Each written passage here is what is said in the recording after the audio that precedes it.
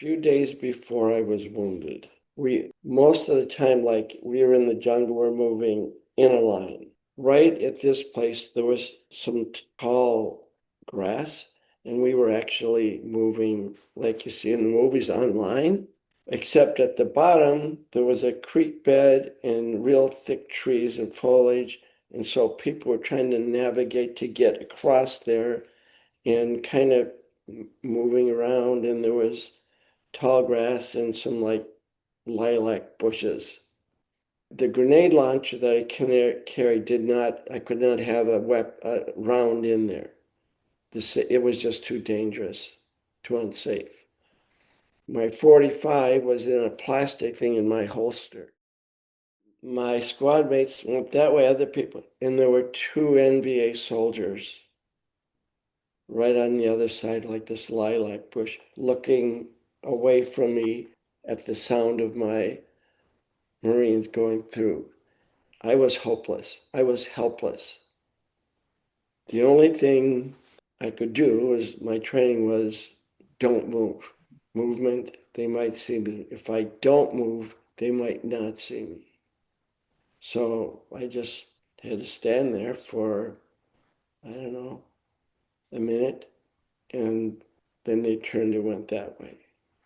Well, in the hospital, I'm on like the fourth floor. I have this dream that these NVA soldiers had come up the outside of the wall. There was a little balcony outside our room, over the balcony, into the room. They're at my bed with their AK-47s. I'm laying there and I'm terrified and I want to scream for help. And I don't know what sounds I was making. I just know I woke up and there must have been, was the middle of the night, there probably were a couple nurses and a couple orderlies around my bed. So they And heard you. yeah, whatever I was, I didn't think I could scream, but whatever I was make they were there. So I told him about the dream, and this nurse was very nice. She just stayed there and talked to me for a long time. Well, over the years, they would come to visit me during the night. The NBA soldiers. Yeah, every time it was real.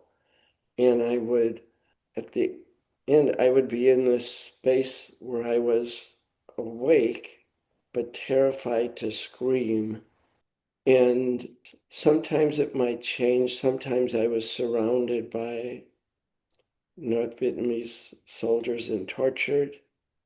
It was just hard every night, not knowing what was going to visit me during the night.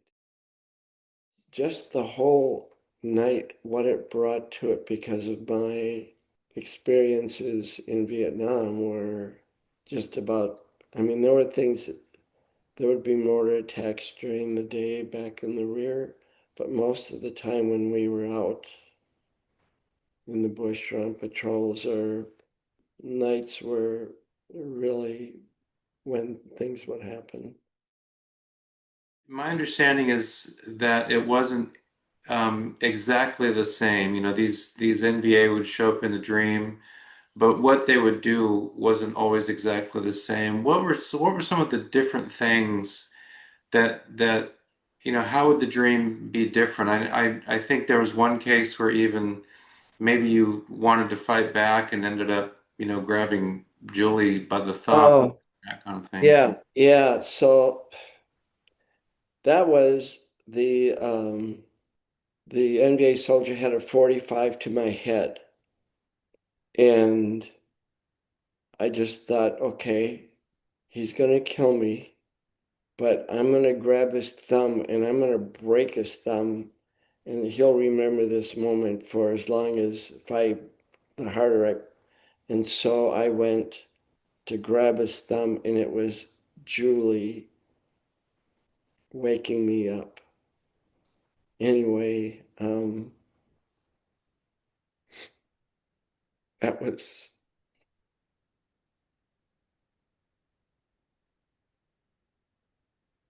that was a really hard moment. And the reason I as time went on, I realized the price that Julie was paying Mm. for my service in Vietnam.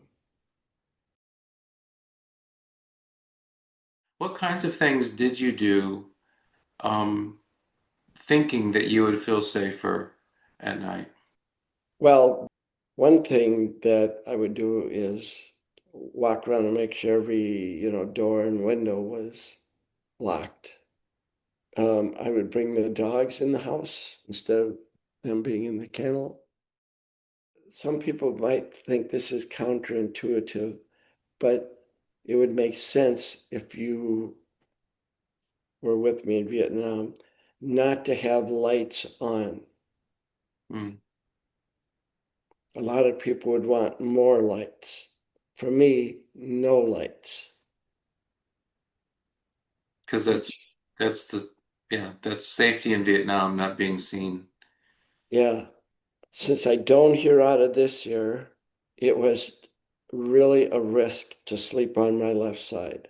And if Julie was not home, I had to sleep facing the door, but it would be, if it was in the wrong place, so now I got to sleep on this side to face the door. Now it was a conundrum for me. So I had to do these mental gymnastics so I could sleep on this side and face the door. It was not, to uh, have a plan. Okay, if this happens, this is what I will do. Sounds an awful lot like Marine training, doesn't it? And you also had weapons on hand as well? Not not when Julie was home. That would have been she would that would have won. It would have terrified her, and she would have known that I was really screwed up. That's not a good term, but Yeah. she would have understood that I was really needed help. But when she wasn't home, you would have weapons out. When she wasn't home, she would leave, and it started just like, okay, I'll bring the dog in and I'll lock the bedroom door, which when she was home was never closed. And then it was like, somebody could break in that door. What I'm going to do is I'm going to put this ironing board in the front and brace it. So if they break in, that would give me a chance to react before they could get to me. And then it was like, you know what? I think this K-bar knife, I should have had that. And then it was a loaded pistol, and then it was a loaded shotgun besides all of that. How long did this go on? How long did you have these recurring dreams of North Vietnamese? Went on until 2009. Wow. And roughly, just I wouldn't expect you to have a particular number, but just, roughly in a month, how many times would they visit you? It would vary depending on what was going on in my life. Mm. There's a treatment called dream rescripting, and we would make up an ending to the dream.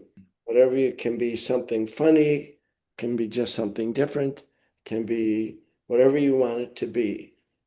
And then before bed, you think about the dream with your ending. And so I had done that. And then those soldiers came one night, and I'm laying there and I'm thinking, all right, this enough. And I literally sat up and said, not tonight, you bastards. And they've never been back.